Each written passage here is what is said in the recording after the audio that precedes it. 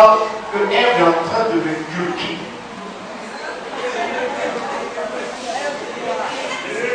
La Bible dit que la présence de Ève dans la vie d'Adam a changé les dogmes de Dieu. Pourquoi? Parce que Ève est nécessitée. Quelqu'un se pose des questions. Quelqu'un s'interroge. Dieu a donné des instructions à Adam. Adam les respectait. Même ton enfant, tu le vois au monde. Si tu as eu le bonheur qu'il est un garçon, commence à intercéder pour la haine qui va rentrer dans sa vie.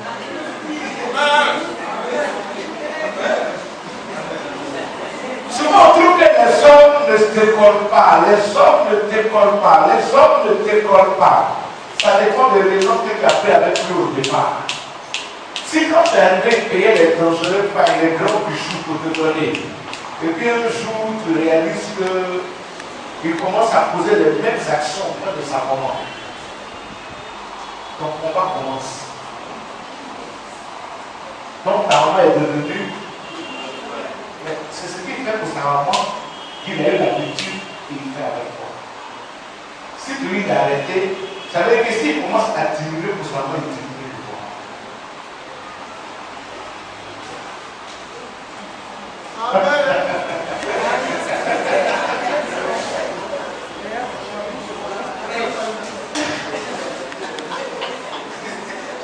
Nous allons nous comprendre. Ce soir, ce n'est pas un message qui vient pour agresser la femme. Non. Pour l'heure, la femme va certainement tirer sa bouche, elle va être contente. Donc, au fur et à mesure qu'on va avancer, elle va comprendre qu'elle sera très lisse.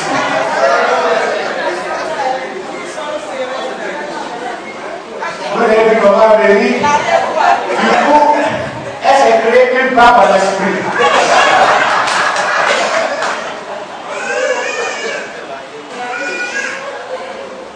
Amen. Alors on continue. La Bible dit quoi? Nous sommes au verset 10. Il répondit, j'ai entendu ta voix dans le jardin. Il répond, j'ai entendu ta voix dans le jardin. Et j'ai eu peur. Et j'ai eu peur. Parce que je suis nu. Parce que je suis nu. Je me suis caché. Et je me suis caché. Et l'Éternel, je dis, Dieu lui pose une question. t'as appris que tu es nu. Qui t'a dit aujourd'hui que où tu t'es arrêté depuis avec moi et que tu te mettais à l'aise? Pourquoi aujourd'hui tu réalises que tu es nu? Quelqu'un dira violente question.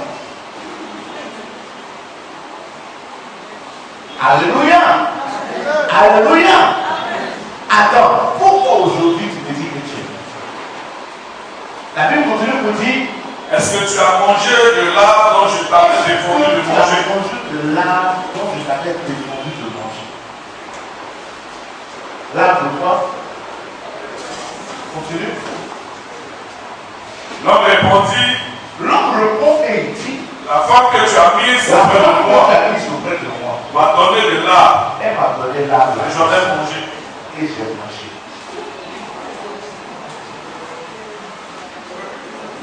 Amen. Amen. Amen. Amen. Qui a l'ouverture, qui a l'origine de ces yeux qui sont ouverts? C'est qui? Qui a l'origine? C'est la femme. La femme qui est mise à côté de moi, elle m'a fait manger le fruit. Alléluia! J'ai mangé et j'ai bien mangé et je sais que je suis nu. Si une femme est juste à côté de toi, pardon, il faut punir sa vie.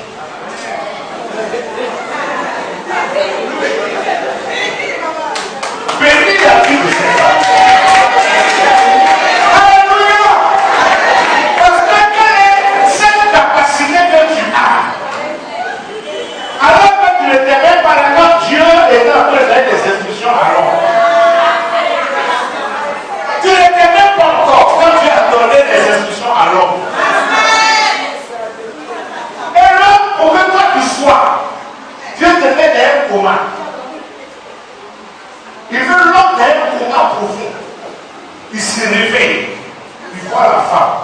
pose pas de questions à Dieu. Il déclare. La déclaration même que l'homme fait, quand il a constaté que la femme était à côté de lui, sa chute avait déjà commencé. Parce qu'il n'a pas demandé la vie de Dieu pour nommer la femme. Il a nommé sans demander la vie de Dieu. Ça veut dire qu'en toi, il y a quelque chose qui fait Dieu.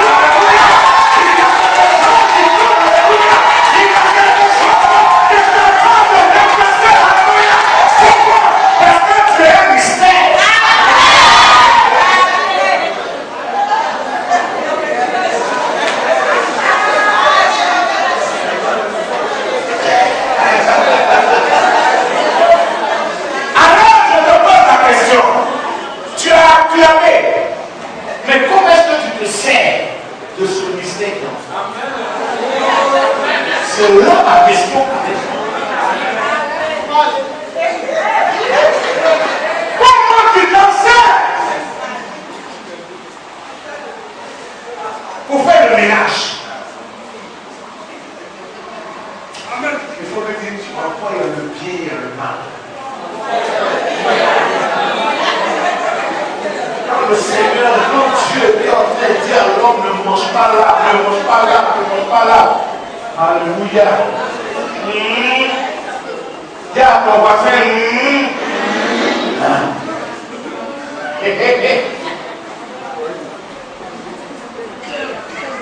prends le bien, le mal qui est en toi.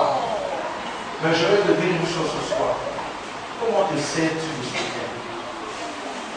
Quelle est la raison de ton amitié? Je veux te parler à toi ce soir. Qu'est-ce que nous faisons? Dieu nous a donné une puissance. Qui est allé raconter aux apôtres que Jésus est ressuscité? Quand la femme veut, elle est capable. Quand la femme veut, elle peut se déplacer. Si elle dit elle ne veut plus, elle arrête. Mais tant qu'elle veut, elle continue. Parce que la seule chose qui peut arrêter la femme dans son élan, c'est une seule parole. Je veux plus. Quand elle dit elle ne veut plus, elle peut arrêter. Mais tant qu'elle n'a pas dit elle ne veut plus, où tu rentres, elle rentre, où tu sors, elle sort, où tu passes, elle passe. Et quelqu'un va finir par te faire couler. Tu veux, tu ne veux pas. Là, quand je respire, tu viens, tu viens.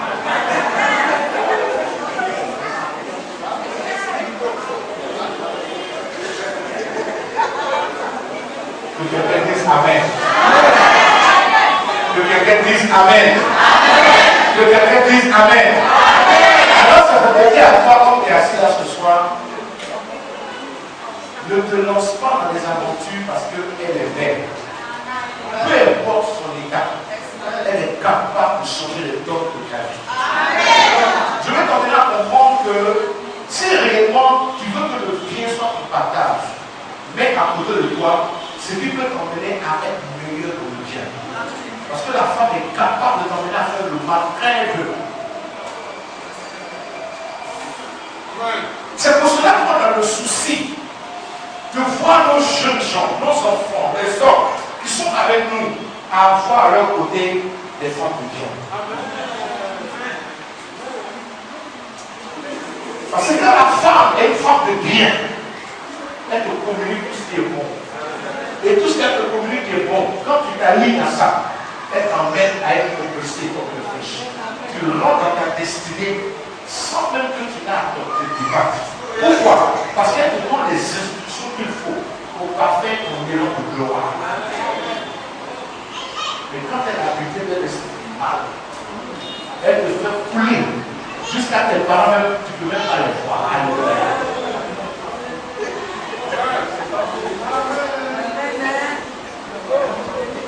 Alors l'homme qui a mangé, qui a ouvert ses yeux, alléluia, il dit à Dieu, je suis nu.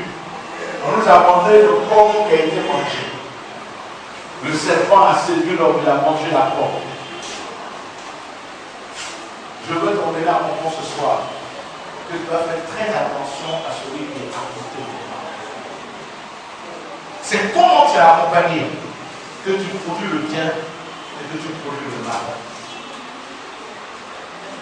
Ce que Dieu veut pour toi, c'est que tu produises le bien. Parce que c'est le bien qui t'emmène à rentrer dans ta destinée. Dis Amen. Mais le mal t'éloigne de ta destinée. Dieu a un plan pour ta vie. Mais comment est-ce que tu as accompagné pour que ce plan puisse s'accomplir dans ta vie? Est-ce que quelqu'un croit du plus profond de son cœur que Dieu va réaliser les plans de sa vie selon son côté? Vous savez, la Bible est claire. La Bible est claire que les mauvaises compagnies font quoi? Finissent toujours par faire quoi? Par corrompre les bonnes mœurs. Ça veut dire quoi? Que c'est l'ensemble d'un homme qui a créé la situation. Comment est-ce qu'il était accompagné? Alléluia. Alléluia. On a envie de faire des choses bien. Mais qui on écoute? À qui on prête notre oreille?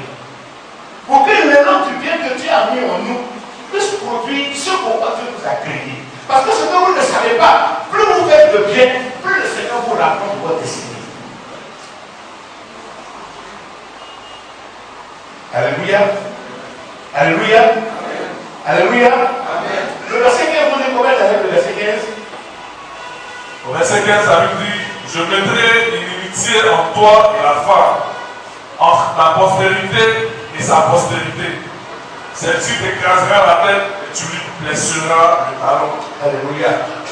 Voici un peu les instructions que Dieu donne à qui? À qui? À qui? À qui? Mais après que tout ça se soit passé, qu'est-ce qui s'est passé au verset 22? Lisez bien. L'origine de nos difficultés. Le verset 22 du 9 chapitre nous dit quoi? L'Éternel Dieu dit. L'Éternel Dieu dit. Voici. L'homme est devenu comme l'un de nous. L'homme est devenu comme l'un de nous. Pour la connaissance du bien et du mal. Empêchons-le maintenant. Vous voyez que Dieu dit quoi? Il dit qu'il va empêcher. Dis à ton voisin, Dieu empêche. C'est-à-dire que Dieu empêche l'homme d'avoir accès à quoi? De prendre de l'arbre de vie et d'en manger. Et de vivre Regardez ce qu'il éternellement. a mis autour. Il a suscité quoi? Des chérubins. C'est-à-dire que Dieu me préserve. C'est-à-dire qu'il met des garde-fous là où se trouve le bien.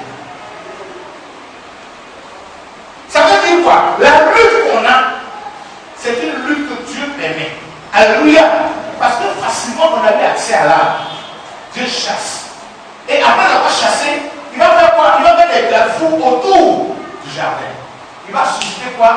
Des chérubins. Pour faire quoi? Verset 24, c'est ainsi qu'il chassa Adam. C'est ainsi qu'il chassa Adam. Et mit à l'orient du jardin Il met d'Éden à l'orient du jardin d'Éden. les chérubins Les chérubins agitent une épée flamboyante agitent une épée flamboyante. pour garder le chemin de l'arbre de vie. Regardez le chemin de l'arbre. Alléluia. C'est-à-dire que pour que tu aies accès à l'arbre de vie, la Bible déclare que c'est quoi? Dieu permet qu'il ait pas, il a gardé, il a sécurisé. Ah, pour avoir accès. Oui, avoir accès. Il faut que tu sois en esprit. Dis Amen. Parce qu'on n'a plus accès comme ça. Mais, quand nous prenons le livre de Matthieu, au chapitre 11, verset 12, la Bible nous dit quoi? La Bible dit quoi?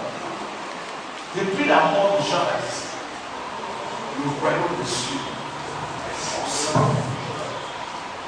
Ça veut dire quoi? Faire le bien, c'est un secret. Si toi tu as accès à l'art du bien et que tu ne veux pas manifester le bien, ça veut dire que tu n'as rien compris. Pourquoi? Parce que voici les éléments que Dieu met autour de l'art du bien. Il permet que les chérubins soient là constamment, agitant lui l'épée pour empêcher que tu y aies accès. Mais la Bible dit, depuis la mort de Jean-Baptiste, le royaume de quoi? Forcé. Pour avoir accès à l'arbre de vie, du bien, il faut être tué. Ça veut dire que faire le bien, c'est pas mauvais. Celui qui agit bien, il ne fait pas mal de le faire. Pourquoi? Parce qu'en lui, il y a ce qu'on appelle l'arbre du bien. Est-ce que tu as demandé à l'avoir? planter en toi le bien.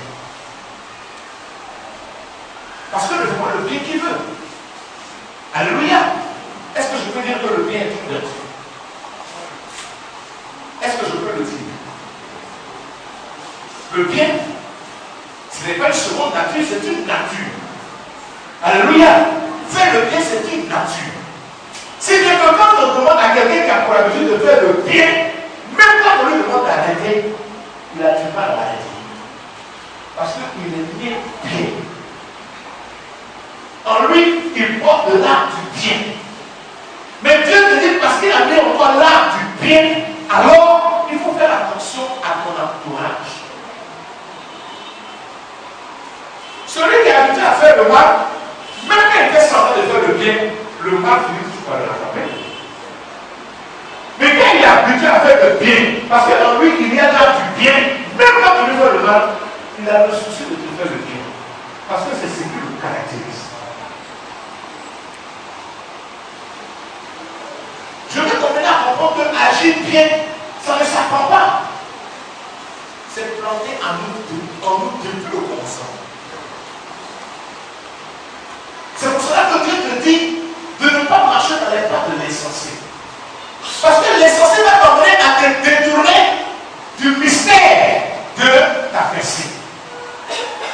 Le mystère de ta bénédiction, de ton élévation, c'est le bien qui est en toi que tu fais qui te permet d'avoir des portes en ta faveur. Mais si tu veux te compromettre, parce que l'autre dit tout le temps, non, arrête de faire, arrête de faire, arrête de faire, mais quand les choses deviennent difficiles, le même te dit, oh, toi-même, on dirait que maintenant tu n'es plus avec toi. Mais c'est maintenant toi qui es venu compromettre d'abord le vie dans mon oreille. Parce que tu ne laisses pas faire ce que Dieu te demande de faire. Alors agir bien, c'est une nature. Or, si je suis appelé enfant de Dieu, ça veut dire qu'en moi, c'est la nature du bien qui doit être manifestée. Nous avons été rachetés à un grand prix. Et le prix auquel nous avons été rachetés, c'est un prix où la mort a été manifestée.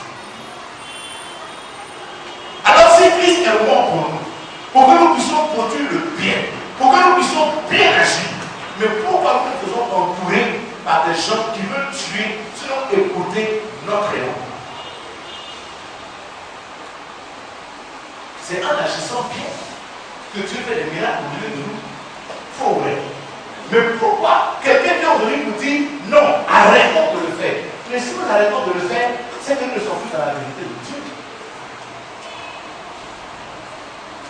Regardez comment là où le bien est gardé est protégé. Là où le bien se trouve, regardez comment il est protégé. Regardez ce que Dieu a mis autour. Verset 24. Lisez. Maintenant, regardez l'épée qui passe sans cesse. C'est ainsi qu'il chassa Adam. La Bible dit qu'il a chassé Adam. Et il mit à l'orient du jardin de Il a mis à l'orient du jardin. Les chérubins agitent une épée flamboyante pour garder le chemin de l'arbre vide. Alléluia. Alléluia. Mais toi, tu n'as pas été atteint par l'épée. Bien au contraire. L'épée a été ôtée et toi, tu es à Sarah pour que tu fasses le bien. Regarde un peu la grâce qui t'est faite. Alors, travaille à ton entourage. Dis à ton voisin, travaille à ton entourage. Parce que ton entourage retarde ce que Dieu a décidé d'accomplir. Alléluia. Alléluia. Qui croit que désormais, il va forcer le chemin du bien. Si faire le bien en toi est en train de mourir, je veux ressusciter le bien ce soir. Parce que le bien vient pour aplanir les sentiers. Faire le bien, bien agir. Tu es en train de travailler à ta vie. Non seulement à ta vie, mais à la vie de tes enfants. Non seulement à la vie de tes enfants, mais à la vie de tes petits-enfants. Non seulement à la vie de tes petits-enfants, mais à la vie de tes arrière-petits-enfants. Donc, agir bien, c'est préparer une lignée. Alléluia. Alléluia. Alléluia. Regardez. Nous allons prendre le roi, le livre de 2 rois.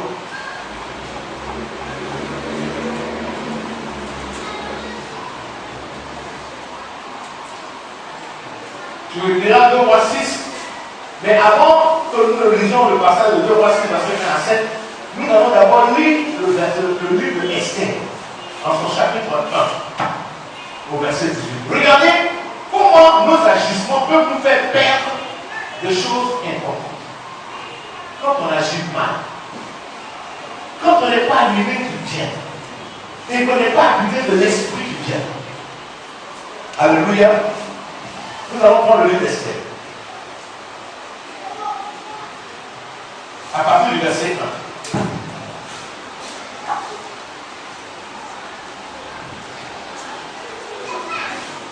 Vas-y. Esther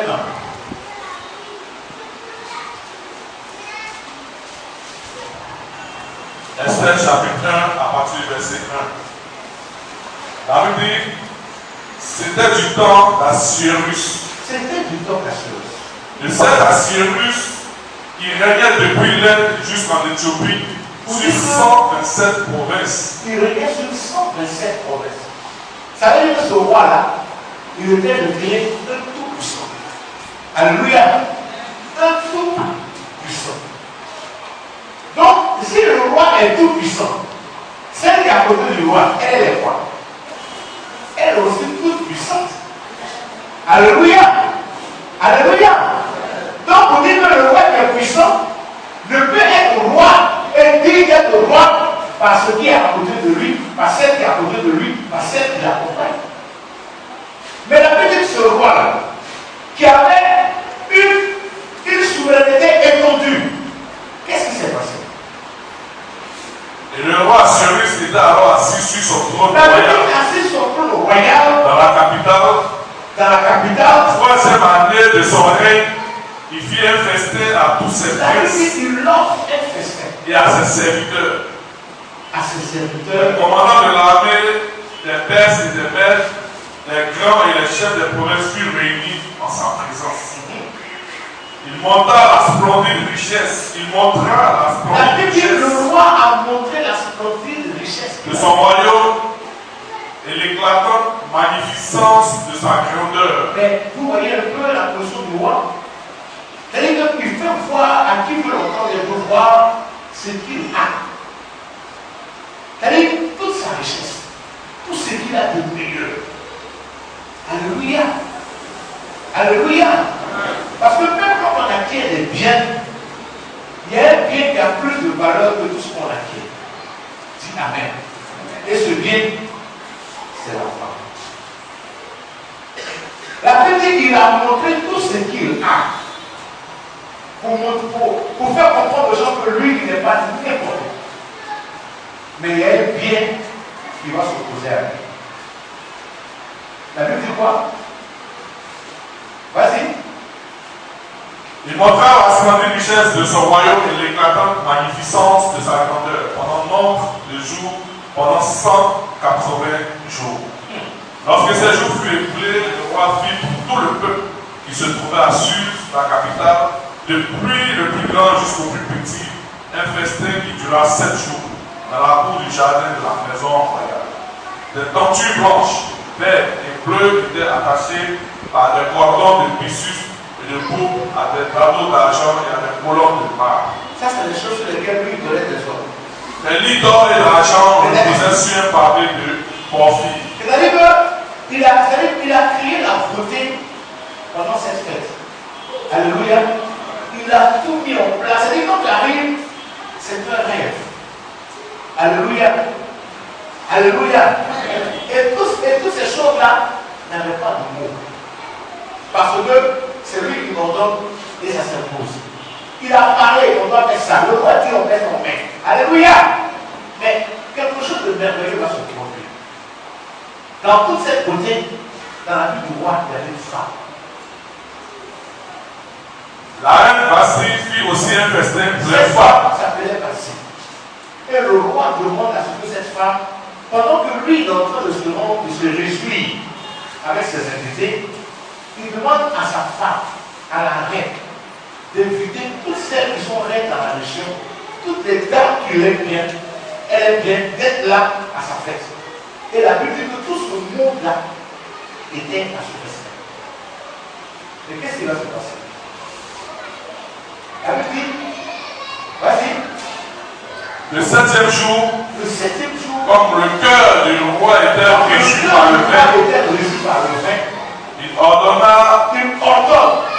Meuma, Bigza, Abona, Biga, Abka, les 7 eunuques qui servaient devant le roi d'Assyrie, à tous ceux qui l'entourent, ceux qui sont si proches de lui, d'emmener à sa présence la reine dans sa présence.